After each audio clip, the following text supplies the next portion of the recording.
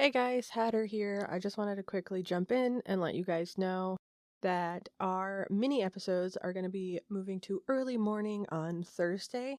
So you're not going to lose any episodes. We're just slightly shifting the time to make a better balance between things. Anyways, thank you for listening and we hope you enjoy. Keep investigating. In 1996, law enforcement began their search on the Fox Hollow Farms, and the scale of the discovery became immediately apparent. Rather than finding a single burial site, investigators uncovered thousands of human bone fragments distributed across a wide area of the property. Between 1980 and 1991, at least 11 young boys and adult men were killed and found near Interstate 70, and the killer was coined the I-70 Strangler. But could they be the same person? I'm your host Hatter, along with Scoot, and welcome to Investigation.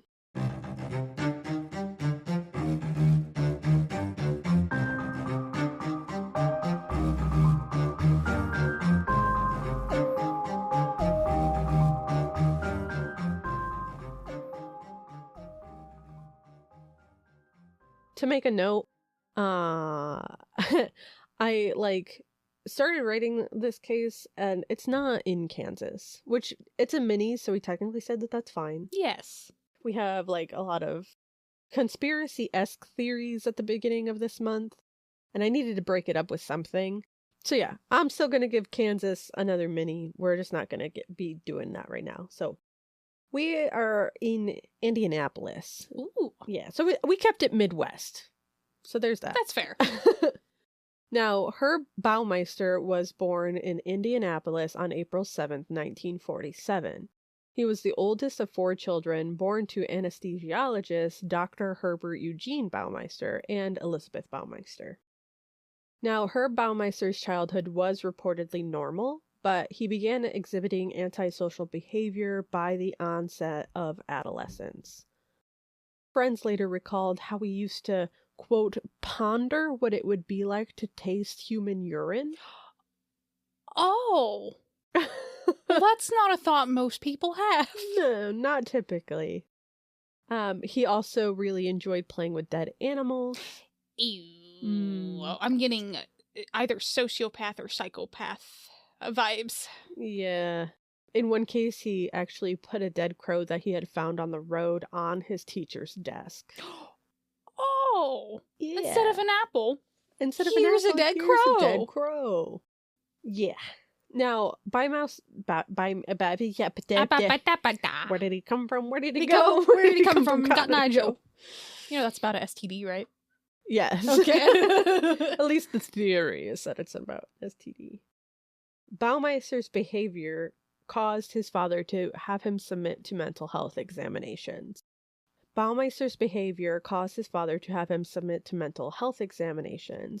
Where he was subsequently diagnosed with schizophrenia and possibly more than one personality, but there is no further documentation on that. Okay. It's just like, it happened and then he got no help from it. We don't really know. Gotcha. Help for it is what I meant to say. Baumeister would marry Juliana or Julie Sater in November of 1971.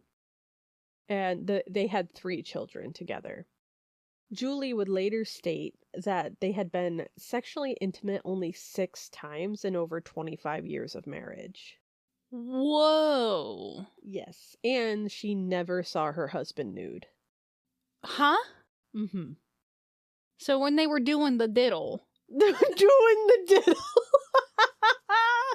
She didn't see him naked? I mean, you don't have to be naked. You can just pull parts out that need to be used. But Typically. And also, let's do the math on that real quick. That is 4.1. So, about every 4 years. Roughly. I can't even imagine. That's crazy. Being married especially. Yeah, that's crazy. Being in, like, a committed relationship, and that's a lot. Yeah. Or actually, that's a lack of a lot, I guess. Depending on how you want to look at it. Yeah. Now, 6 months after the marriage, Baumeister was committed to a psychiatric hospital by his father for 2 months. His wife all that she said about it was that he was, quote, hurting and needed help. Huh. It's a little bit vague, but A little vague. yeah. Now, as an adult and within his workplace, he would experience a lot of difficulty, like maintaining consistent employment. This was often due to inappropriate or unpredictable conduct. So he was a little bit, just his former coworkers would even describe him as eccentric and occasionally unstable in professional settings. So that's when I was like, he was unpredictable. Even his coworkers were like, he was unstable. We'll Okay. just put it that way. All right. He would also often demonstrate impulsive actions that would not align with expected workplace norms. Okay. But he would eventually found a successful Save-A-Lot thrift store chain in Indianapolis.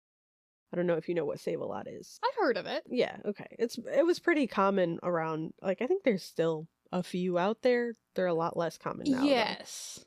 Now, this was in 1988, and it was not only financially successful for him, but it also provided him a lot of stability that he used to not be able to get. Like I said, he was flighty, for lack of a better term. Now, Baumeister presented a public image of stability that really contrasts with the later findings. On the surface, he appeared to embody the image of a stable middle-class family man. He was married, had children, lived in a large home in the suburban area of Indiana, and to neighbors and members of the community, his life reflected many of the expected norms of success and domestic stability. And it was due to the success of his Save-A-Lot chain that the family was able to purchase the Fox Hollow farm. A lot of the times, he was perceived as a family-oriented individual, businessman. He owned his own business, and he was like just your kind of normal, quiet member of society. But in reality, he led a highly compartmentalized lifestyle. He often separated his family life from his private activities, where he would frequently visit Indianapolis, like nightclub venues, without the knowledge of his family. Now, this outward stability of his family and professional life would play a role in delaying the suspicion against him later on, because it allowed him to maintain a credible public identity while concealing behaviors that were increasingly secretive and dangerous. Notably, Baumeister was known to frequent gay bars and clubs in the Indianapolis area, particularly during the late 1980s and early 1990s. His presence in these locations was not widely known to his family, like I said, but he would reportedly visit these establishments consistently over time, which allowed him to gain familiarity with these places. He would usually use the name Brian Smart while he was out, and some men would later report that he seemed like he was seeking a relationship or a hookup. That's what I was getting ready to ask. Was he actually gay? There's no, for sure statement about that. Due to the nature of his crimes and things like that, it does seem like he was either gay or, at the very least, bisexual, which would also explain, if he was gay, why he really didn't want to partake in relations with his wife. Now, some important context for this time, too, is that in the late 1980s to early 1990s, being openly gay in the Midwest, especially as a married man, was very stigmatized. I mean, yes. Yeah. So it wasn't uncommon for individuals to live very compartmentalized lives. And because of that, even if people had suspicions, they were unlikely to be publicly voiced. Gotcha. Now, like I already kind of alluded to, he would later be the prime suspect in 2 different major cases. Okay. And in one of these, he did have a victim who survived. Oh. They described him as initially charming and non-threatening, but that suddenly shifted to very violent behavior when he attempted to strangle them. Ah. He would target primarily young adult males, once again, usually at one of the clubs he would frequent, and most were associated with the LGBTQ community in some way. I mean, which makes sense given his lifestyle. Right. On June 16th, 1980, the body of 15-year-old male sex worker Michael Sean Petrie was discovered naked in Hamilton County, Indiana. Petrie, who spent most of his time around Indianapolis gay bars, was reported missing on June 7th, but was observed 3 days later in different parts of the city riding in some stranger's car, and the cause of death was established as strangulation. On July 21st, 1982, the topless corpse of 22-year-old Maurice Allen Taylor was found in Hamilton County's Weasel Creek. While his cause of death was not sufficiently established, law enforcement suspected that he had been strangled. On October 3rd, 1982, 14-year-old. 14. Yeah. A child. Well, the first one was 15. I missed that. Yeah. Sorry about that. No, it's okay. Yeah, but I think Delvoid Lee Baker, I believe is his youngest victim. Well, I should say youngest victim that we can make note of. Yes, because it gets complicated. Gotcha. But now Delvoid Baker was found semi-nude near a river in Hamilton County. While investigating his death, authorities located witnesses who stated that Baker was last seen on the evening of October 2nd in downtown Indianapolis, climbing into a blue van driven by a young white man with a bushy mustache. Okay. I also feel like I need to send you a picture of Baumeister really quick. Yes, picture time. Picture time. You know what? That needs to be merch. Picture time. Picture time. Now, he does not have a mustache. Well, but people... Eyewitness reports are not very reliable. Well, I was gonna say that, and people grow facial hair. People shave it off. I mean, that's, you know. You can be like, dude, when you see... This is gonna sound so rude. Very average. Yeah, like, it's not what you would expect. Not at all. Like, when I sent pictures of Joel Rifkin, I was like... Oh, yeah. You could for sure you could see it. This guy just looks like he would be some, like, IT tech at, like, a firm. Yeah, literally. Like, now, back to his victim list. Now, these are also, just to note, these are the I-70 Strangler victims. Gotcha. On May 28th, 1983, 22-year-old Michael Andrew, or Mick, Riley, disappeared after visiting the Vogue Theater, which is an Indianapolis nightclub. He was last seen with an unidentified man who he later left with. Gotcha. In February of 1998, an Indianapolis resident would contact police and claim that Baumeister was the man last seen with Riley. Riley's nude body would be later found in a ditch on June 5th in Hancock County, and the autopsy would determine that he had been strangled, most likely with a towel. On May 7th, 1985, 17-year-old Eric Allen Rutger went missing. His shirtless body was found a few days later near a stream in Preble County, Ohio. And when found, Rutger had an apparent burn mark on his left shoulder and had been strangled with a rope. I suppose I have a question. Yes. I'm making note here. Most of these are shirtless or nude in some fashion. Was there any evidence of sexual assault or... None of the victims were sexually assaulted. Okay. Because I was just noticing a pattern and wanted to clarify. Yeah, no, of course. I know that when I was looking at, there was basically a PDF that I found that was a summary of Baumeister's life and the case for the I-70 deaths. Gotcha. And they did note him as a sexual serial killer. Okay. But he was a sexually motivated killer. Okay, makes sense. Yeah. Gotcha. I would say that a lot of them, he might have been struggling with the fact that he was gay, and so that's why he maybe took it out on them. Okay. We have a lot of unanswered questions because of how this case ends. Okay. So, to continue, on August 15th, 1986, the body of 29-year-old Michael Allen, or Mike Glenn, was found in a ditch near Eaton, Ohio.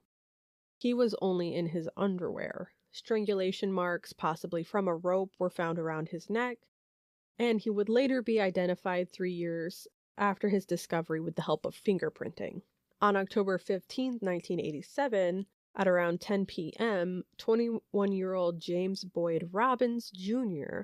went missing shortly after leaving his mother's home in Indianapolis and walking to the southern part of the city. He would be discovered 2 days later when his body was found naked in a ditch in rural Shelby County, south of Gwenville. On August 12, 1989, the body of 26-year-old Stephen Lynn Elliott was found in Preble County, Ohio. He was also only in his underwear and had been strangled, most likely with a rope. On August 14, 1990, 32-year-old Clay Russell Boatman, a licensed practical nurse, disappeared after leaving his Richmond, Indiana apartment. His body, showing signs of strangulation, was later found in a ditch by a group of children near Eaton, Ohio. Oh, no. Yeah. Whenever I walk my dog, I always think about, like, what if I, like, walked up on something like that? I can't imagine being a kid and stumbling upon something like That would that. be traumatizing. Yeah. You'd have to go to therapy. For sure. On September 6, 1990, 18-year-old Thomas Ray Clevenger Jr. vanished, and his semi-nude corpse would later be found at an abandoned railroad track near Greenville, Ohio. On August 6, 1991, the body of 42-year-old Otto Gary Becker was found in a ditch next to a gravel road in rural Henry County, Indiana. While investigating his murder, police identified several witnesses who claimed to have seen Becker in a car with another male driving north on Interstate 465 near Indianapolis. The witnesses were taken to the police station and shown photographs of various criminals convicted of kidnapping and murder charges in the state, but none of them matched to the alleged abductor. Now, these cases were originally coined with the nickname the I-70 Strangler.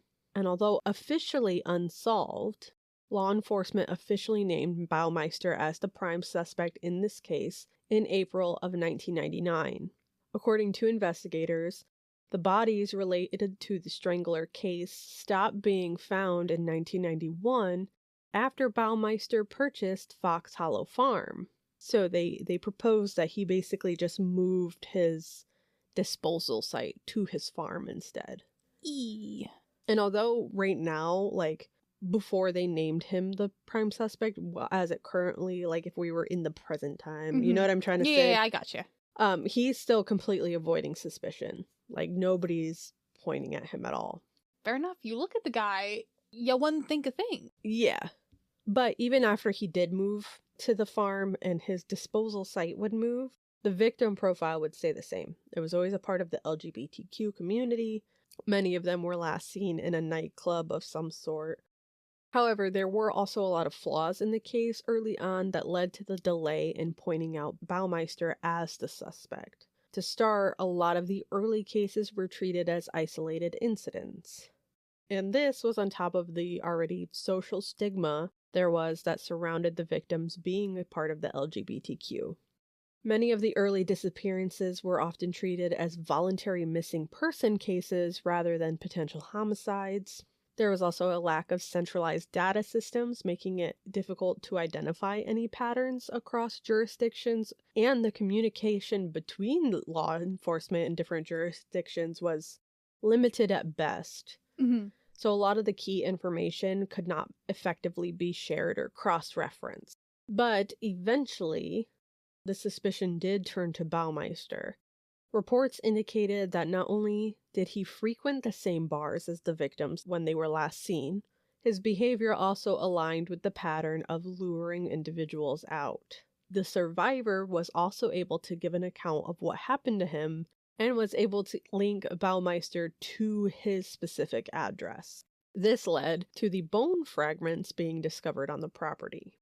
So, this part is often misreported. A lot of people will say that Julie personally, his wife, stumbled across remains on the property in some dramatic way. But the more reliable accounts indicate that the discovery happened through like a combination of family observation, but mostly a formal police search. Ah. In 1996, law enforcement began focusing on Herb Baumeister after the surviving witness connected him to the case based on what had happened to him. Investigators sought permission to search the Fox Hollow Farm property, but access was initially limited due to legal constraints and lack of immediate probable cause. A lot of legal terms for legalities. Yeah. During this time, Baumeister's family, particularly his wife, did become aware of suspicious items on the property. Some accounts indicate that bone fragments had been noticed in the wooded areas, which did raise concern that something was wrong. So, when you say that, were they actually, did the wife find bones? Did family find bones? So she did, but I feel like you also have to keep in mind that one, they're on a farm with animals and things like that. And I get into it a little bit more, but these were literal, fragments in some cases, so... very... In case you guys can't see me, is what I almost said. Because our listeners can't see me, some of them were literally a maybe even a softball or a golf ball size piece. Okay, that makes more sense. Yeah. Because I was getting ready to say, if we're finding full on, Yeah, it wasn't like a femur just sitting out in the woods. Gotcha. I was about to say, if that was the case, why were we not, contacting the police? Yeah. And even as somebody who grew up on a farm, I also have to think about, if I walked out and saw a bone, my first thought is more oh, that's an animal bone. Fair enough. I don't think I would be able to be oh, that's a human tibia. Okay, you know what? That's fair. Yeah, unless it was a whole ass skull, because that's pretty apparent, or a hand or something, sure. But any other bones, I probably would be yeah, it's probably some animal. Yeah, so a lot of people do say that she found a skull, but that's pretty unreliable. A more consistent explanation is that she just found bone fragments that were later reported. Gotcha. Now, once consent to search the property was granted, law enforcement conducted a systematic examination of the land. It was during this organized search that the investigators confirmed the presence of human remains scattered across the terrain. And I mean across it. The remains were found, some of them were lying partially exposed on the ground surface. Some of them were mixed into the soil and natural debris. They were spread throughout wooded sections behind the residence. In some areas, investigators encountered clusters of fragments, suggesting a repeated disposal in that area rather than a one-time event. The presence of burned bone material further indicated that attempts had been made to destroy the evidence. Burned? Yes. The condition of the evidence posed significant limitations on the investigative outcomes because the bones were extensively fragmented, preventing any full reconstructions. And some of the remains were from multiple individuals that were piled together. Yeah. So they were all sorts of mixed up, which also complicated any type of identification, which further complicated the identification of any of the victims. Also, forensic technology at the time was not advanced enough to really use any type of degraded DNA recovery. Yeah. Not like now. A couple months ago, I think I saw something about how they just recently linked a cold case to Ted Bundy using DNA. Yeah. I also shared on our TikTok, I think it was a couple months ago as well, that with the new advancements in DNA, there was a case in Elmira, New York that was actually solved. They had a fragment, I believe it was of semen DNA. Oh, wow. Yeah, that they had kept from 1960. And they kept it because they knew at some point technology should advance enough to use it. So they finally, when they sent it out to one of the labs, they were able to confirm the killer. I mean, at the time that they were able to confirm it, the killer had also passed away. Mm-hmm. But it's still some type of closure for the case, which is important. Yes. So investigators were also unable to determine the precise number of victims, and only a limited number of the remains could be positively identified. The lack of identification also reduced the ability to establish a complete victim profile, And ultimately, these challenges would weaken any potential for prosecution. But there wouldn't even get the chance to be a prosecution, because during the investigation, Baumeister fled to Canada, where he ended up killing himself. He did leave a note, but all it talked about was how his marriage and his now failing business, because the Save-A-Lot business started to tank, was the reason for him taking his own life, leaving both of these cases technically unsolved, as there was no way to prosecute or get a conviction. No official... Or get a confession. Yeah. The exact number of victims connected to the Fox Hollow Farm murders is unknown, and investigators have confirmed at least 11 victims through the identification of remains. However, forensic evidence suggests that the actual number is likely higher. Some estimates commonly range from 11 to over 20 victims. Oh, I could imagine that's probably the case. Yeah. There is probably tons of victims that we'll never know who. Like I said, just purely based on the volume of remains that were uncovered, I can imagine that it was over 20. Yeah. And that's even on top of the fact that, like I said, many of the bones were burned, which destroyed any DNA evidence. And with DNA technology already being limited and less effective for degraded remains, it just kind of was stuck. Yeah. All of that is on top of that some victims may have never even been reported missing. Yeah. Some of those that were reported missing sometimes don't have any records for comparison. And it's also possible that some missing person reports might not have even been connected to the case at all. Some of the actual connected missing persons are Johnny Lee or Johnny Bayer. He was 20 and went missing on May 28, 1993. Jeffrey Allen Jones was 31 years old and went missing on July 6, 1993. Richard Douglas Hamilton Jr. was 20, went missing on July 31st, 1993. Alan Lee Livingston was 27 when he went missing on August 6, 1993. So already, this was 4 people within 4 months. And that's of the confirmed people. Yeah. So Alan Lee Livingston, his remains were recovered in the initial search on the farm, but would remain unidentified until October of 2023.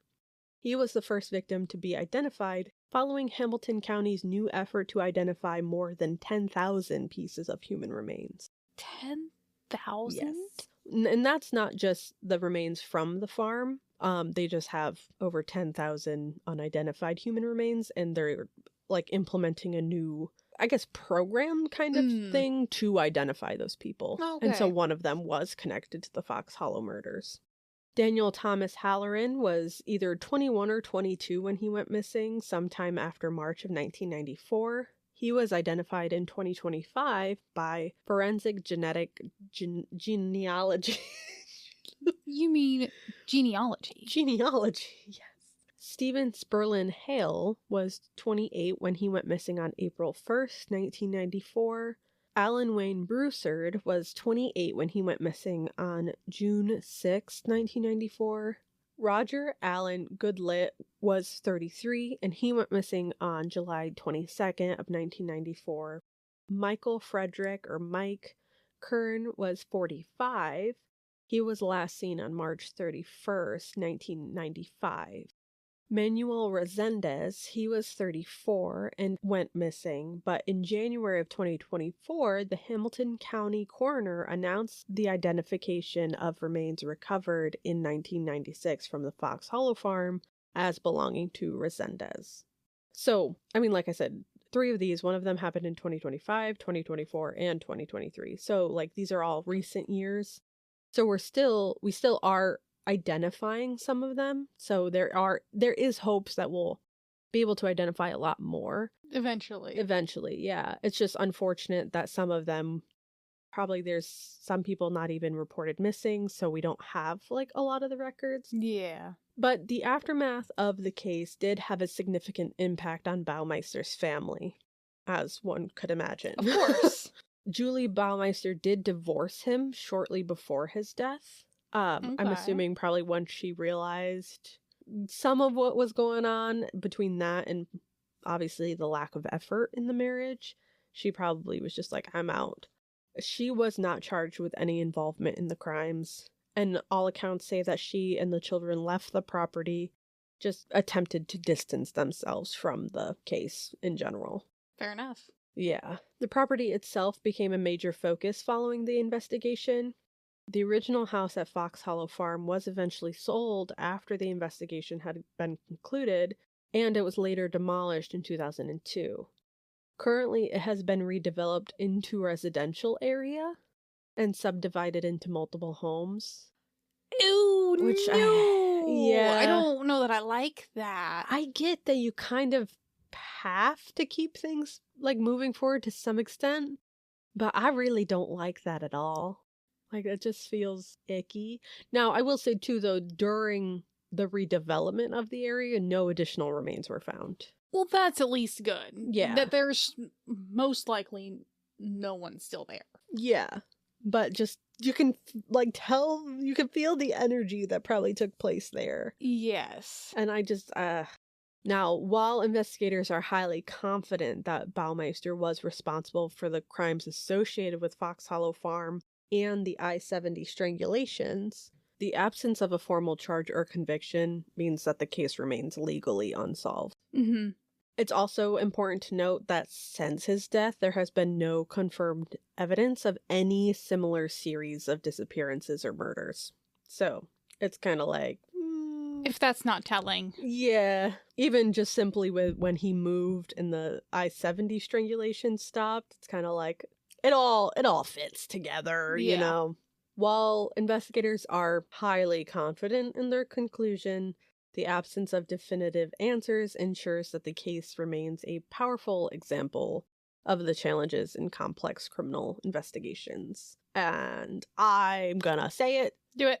He definitely did it. Like, doesn't seem like there's any doubt. Yeah. It's just unfortunate that he kind of took a cheap way out in this case. I'm not referring to suicide itself as a cheap way out. I'm referring to him taking his own life to avoid the consequences of his actions, is what it seems like to me. Yeah.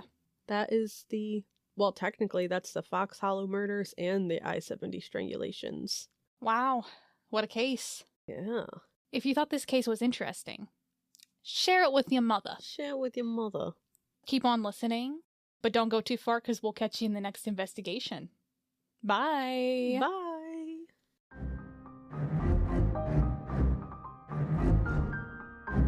To live compartmentalized lives. I don't know why I kept using that word. I can't say it.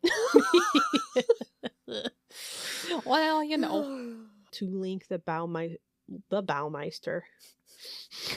by Gerenic. That's not even a word. I went to say forensic genetic. Gerenic. You just smushed them together. Smushed them together.